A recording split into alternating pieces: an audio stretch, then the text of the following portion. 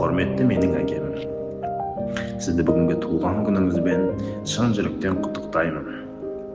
Біз үшін сіз тек әке емес, өмірдегі ең үлкен тірегіміз, асқар тауымыз бен мақтанышымызсыз. Бала күнімізден бері еш нәрседен кем қылмай, бар мейіріміңізді беріп өсірдіңіз. Қанша қиыншылық көрсеңіз де, бізге білдірмей, әрдайым күліп жүрдіңіз. Қазір өскен сайын, сіздің біз үшін қанша еңбек еткеніңізді тереңірек түсініп келеміз. Кейде сізге қарап отырып, осы сөздердің барлығын көзіңізге тұрып оқып бергім келеді. Өйткені бұл жай ғана құттықтау емес, бұл сізге деген бүкіл алғысымыз бен жүректегі махаббатымыз.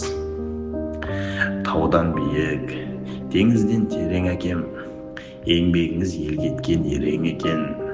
Адамзаттың асылы әз пайғамбар, одан кейін тұрады менің әкем. Судан таза, қордан таппақ арың, ешкімнің ала жібін аттамадың. Менің әкем 1000 жылда бір туатын, ұл адам деп ұлыма мақтанамын. Кешегі мен әкемнің бүгін едім, кекілімді жел тартқан құлыныңмын. Алтын деген мен емес менің әкем, мен алтынның жай ғана сынығымын. Әкесіз аман болыңыз, біз үшін ең үлкен бақыт сол. Әрқашан ортамызда күліп ойнап, бізге қорған болып жүре беріңізші.